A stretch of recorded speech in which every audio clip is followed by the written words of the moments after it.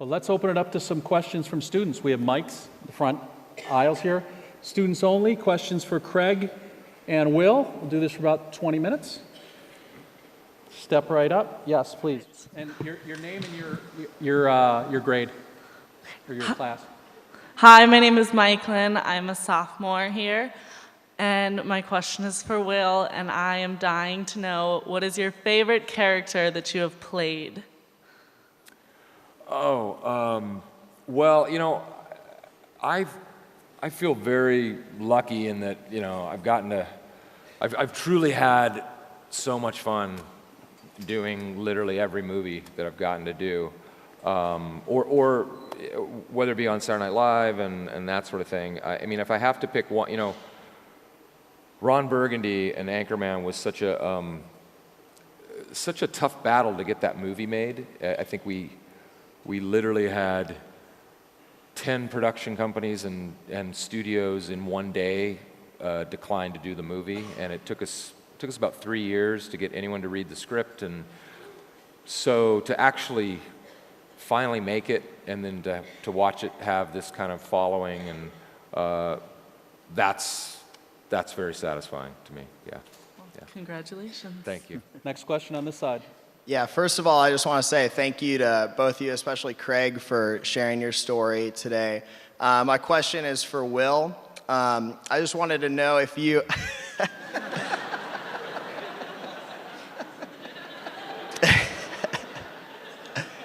I wanted to get your opinion on if you think your portrayal of George Bush affected the public's perception of the man.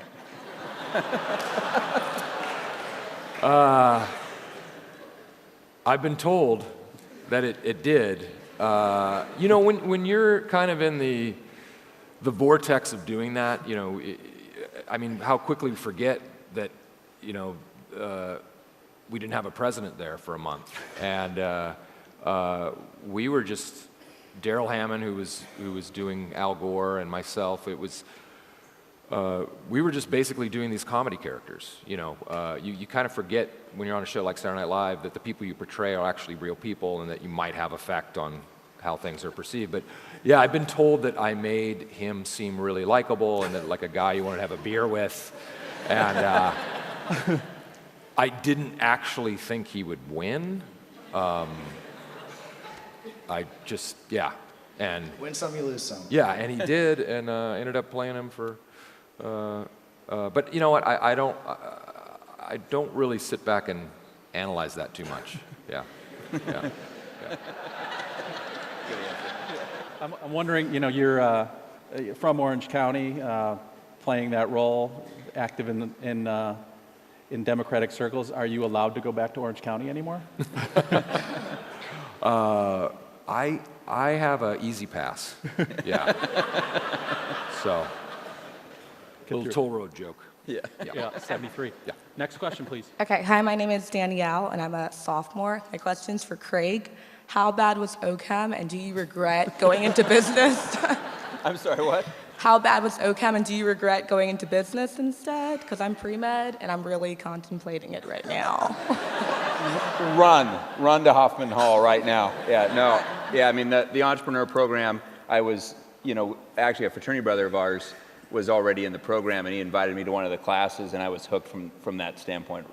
Yeah, it was fantastic. Thank Good luck. Come to Marshall. Yeah. Come to Marshall. Question over here. Hi, my name is Boca. I'm a freshman. My question's for Mr. Ferrell, or can I call you Will? Yeah, sure. Call me Cool. Will. All right. Hey. All right. You can call me Dave if you want. All right, Dave. In my fact, question. if you have a question for me from now on, please call me Dave. For the rest of the night. All right, so Dave, you played a lot of comedic roles, and I'm wondering, in your personal life, do people have a harder time taking you seriously when you're doing real news? I wouldn't be able to, if you told me I'm on fire right now, I'm like, oh, Dave.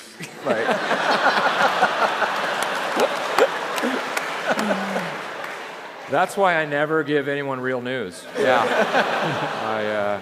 No, you know what? I do find when I meet people in public, because, I might be with my kids, I might be running around doing something, And there is an expectation level that you're going to be funny all the time, and I'm continually letting people down. Yeah. Question on this side. Hi, my name is Renee. I'm a senior. Should I call you Will or Dave? It's Dave, yeah. Just checking. Like he mentioned earlier, that you maybe taken some parts of your life and put them in your films, but I was wondering if you ever plan on making a project that's mainly autobiographical, or are any of your previous characters kind of autobiographical about your life?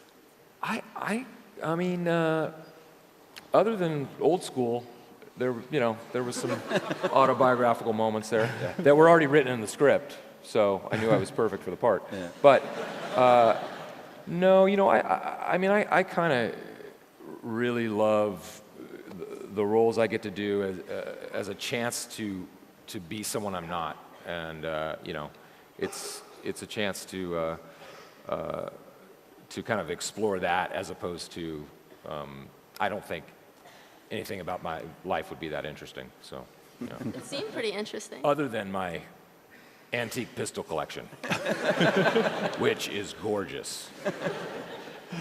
Okay, thanks. No, thank you.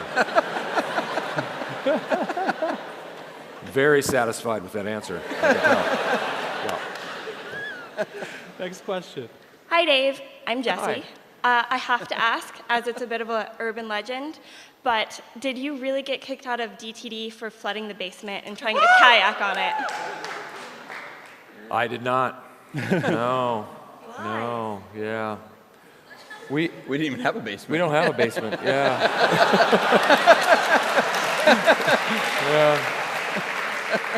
Yeah. That's a good one. I haven't heard that. Yeah. You can address him as Will, so that on the internet, when people show this clip, it will make sense. But all right. Well, we're all trombones in the trombone section in the marching band. We're going to be at the game this weekend, the Notre Dame game. Can you pay us a visit while you're there? We'd love to see you. you get a field pass? I mean, the rules have changed as to access to the field since certain sanctions were put in place. Stands. Yeah. We have a place. We'll be in Chicago all weekend. I'll try to find you guys. What hotel are you guys staying at? Marriott. They haven't told us yet. The airport Radisson? Not that one, no. We don't know. Because that's where I'm going to be at, the airport Radisson. Airport Radisson. All right. But not O'Hare, Midway. Yeah. Southwest. You're flying Yeah. Southwest. Yeah. Yeah. You save about 50 Southwest, bucks to go to Midway. I make about 6 connections. I go Portland, Seattle, Phoenix, Burbank, change planes, Minneapolis, back to Burbank, Chicago, and it's $30, so it's worth it. And bags are free. Bags are free. Trombone section. Yes. Fight on. We'll see you Okay, I'll try South Bend. to find you guys. South Bend. All right, Fight on. guys. Fight on. Next question. Hi, my name's May, and my question's for Craig. Just as a social entrepreneur, we know that your goal is to aim to inspire. Other than telling your own passions, your own stories, how do you inspire others through using your passion? And who did you find are most receptive to these passions? Wow, I get the tough questions. You know. get the easy ones. I think the great thing about our charity is that we have so many, almost 2,000 kids now, and they all have amazing stories. We have a current, scholarship winner that is now a nurse in the oncology wing that she, was treated at. And so them going out and continuing to be inspirations for the charity to tell the story, not just me, but now there's, like I said, 1,700 plus kids that can tell our story, and that works for our inspiration. How about when you just started off? Who did you talk to who are the most supportive to you? It was really one of those things where it was my USC connections. It was my fraternity brothers coming to our small events, and then it just growing. And really, the deal with him when he did Old School and came to our event when we were only giving out maybe about $5,000 or $10,000 a year in scholarships, and he did Old School. I don't know if you remember this when you spoke at Palo Mesa Resort, and he was telling about the streaking story at Old School, and that through my for-profit business, in a wholesale distribution business, I had a lot of my vendors at the event that supported the charity just because, I bought stuff from them, so I kind of leveraged them to attend the event. And then when Will hit it big, all of a sudden, all of my vendors and other vendors wanted to be a part of our events, and that's really how we've grown so fast. I mean, I'd love to be able to say there was something I did magical, but it's sitting right here. I mean, the reality of it is that with his popularity, it exposed people to what we do, and then I think the people that came there saw these stories of these kids, and that inspired them to want to continue to support it, regardless of whether he's there or not. We have a lot of corporate and individual support because they just love the story of what we do. Yeah. Thank you. Yeah. Right. Hey. Sorry about that. Thank you guys for coming. It's been awesome. So I'm sitting on the 7th row.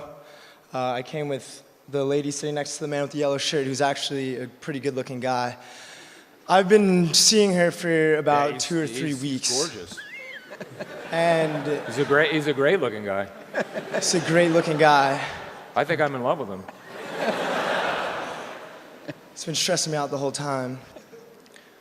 Can you give me the 5 easy steps to cracking the code that is the female heart?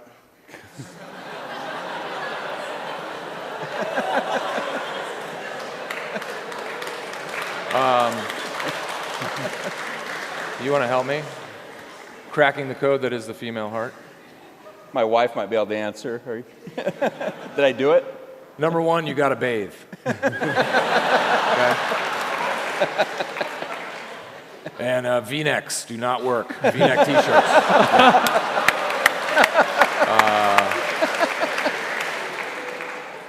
Those 2. 3, I think poetry is coming back in vogue. So a lot of 10, 15-page poems. Take a lady to dinner and offer to pay with a coupon. They love that.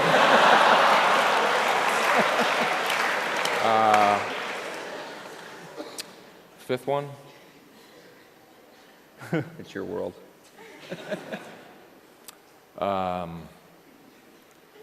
Rinse and repeat, number 1 through 4. There you go. That's back to you, Will. personal hygiene. Yeah, yeah.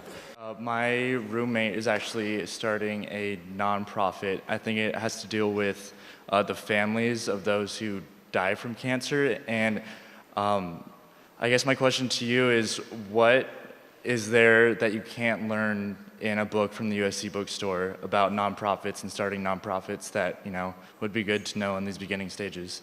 Yeah, I think a really good idea would be to go around and talk to other executive directors and people that are running other charities and find out, what they do well and what they do wrong. I still spend a lot of my time, talking to other, nonprofit organizations and finding out what's successful for them, because it's very hard to fundraise, in this environment, not only because of the economy, but because there's so much noise out there that you have. So I would really highly suggest going to talk to, other charities and what they're doing to be successful. Next question. Hi, my name's Lucas, and I'm a senior here. I spent my 4 years here in the Lane Kiffin era. So my question's for Will. I was wondering, based on your knowledge of sports information, who do you think should be the next head coach of the USC football program? Both of you. Who do you like? Wow. Maybe they don't have a coach. Save some money, I don't know. That's Pat Hayden's job. Yeah.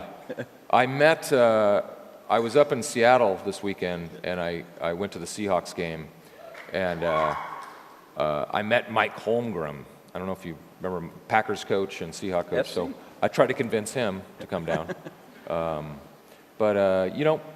Yeah, I don't know. I mean, we're fortunate to have Pat Hayden here, who cares And- so much and, about this university. He you has know, no you need- agenda other than to find the best coach. to Exactly, and return you us need back. to give Ed Orgeron his due time to see what can happen and go from there. Yeah. I mean, I am available. I will punt on 2nd down. I just play a very conservative game. No quarterback. Wildcat on every down. Wildcat on every down. Yeah, it'll be exciting though. Yeah. Thank you. Next question. We got a few more. Hi, my name's Nathan. I'm a senior. My question's for Will. Regarding Funny or Die, I have a friend actually that works there, and I've heard great things about it, and I love your stuff. Why did you start it? I mean, you're so busy, you have so much going on, and it just seems like more on your plate.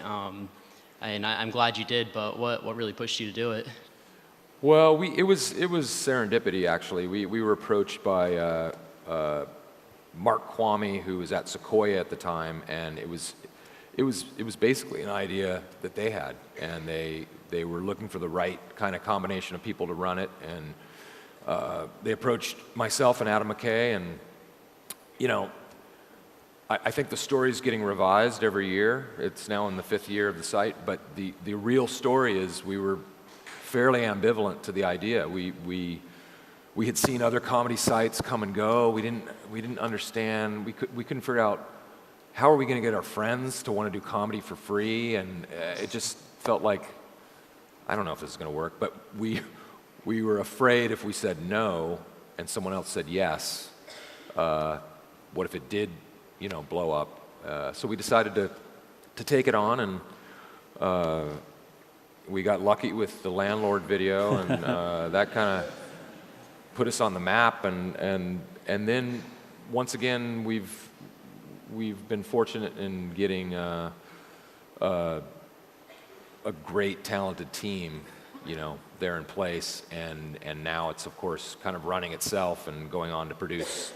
That was my kind of second part of the question. Yeah. Is what do you have any kind of role in it now, or do you still help produce the skits? I mean, of course, the landlord you were a part of. I walk through our offices and I just yell at people randomly, just to keep them on your toes, because any sort of company, you want to have a certain amount of fear going on.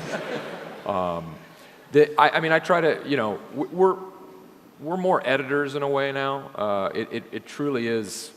We're kind of amazed at the stuff that, we're just as much fans of the site who discover things for the first time as you guys.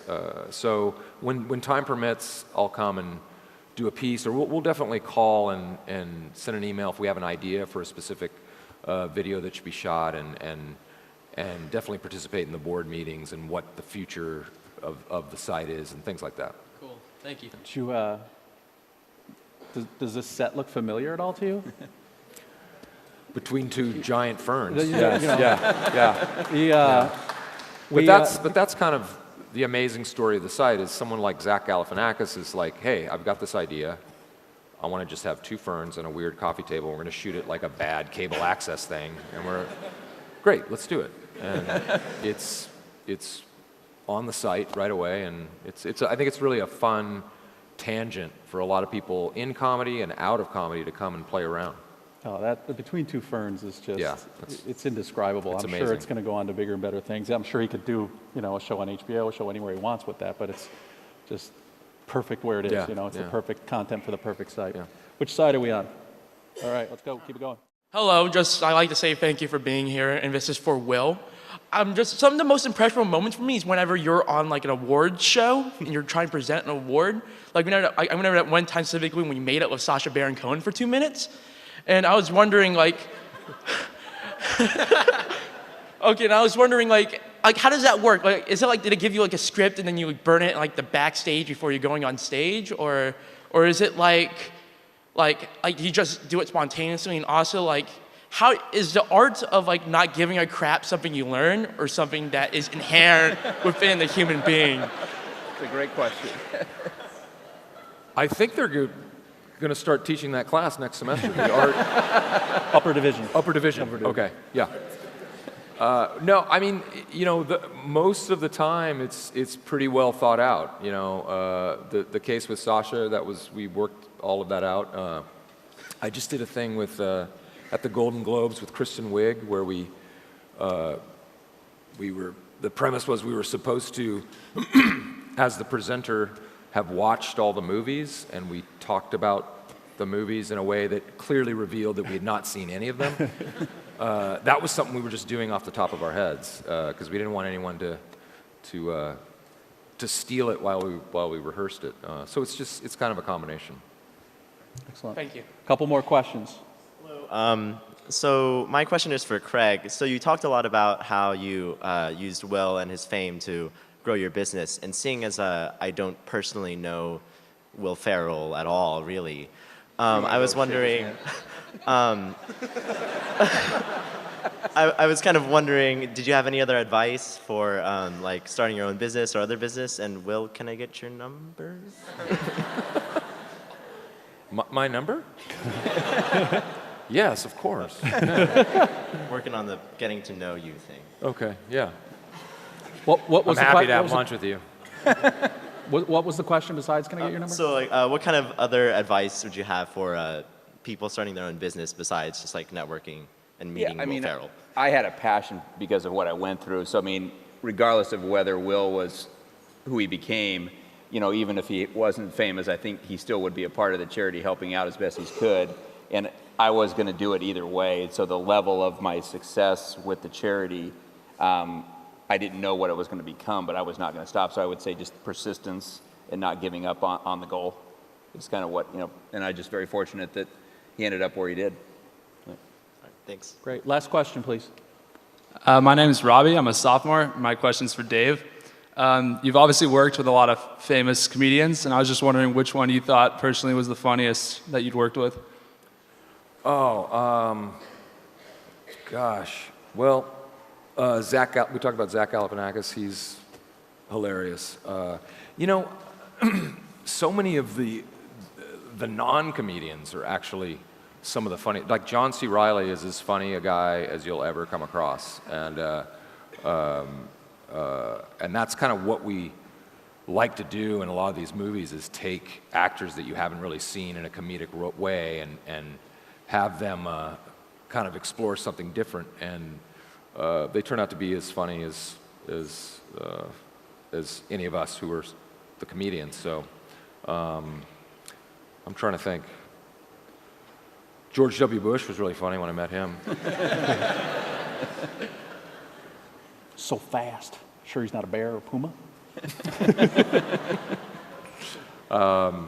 Sacha Baron Cohen, he's a funny guy.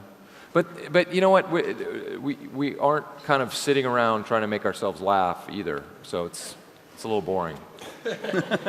Sorry. I mean, yeah. You've been great.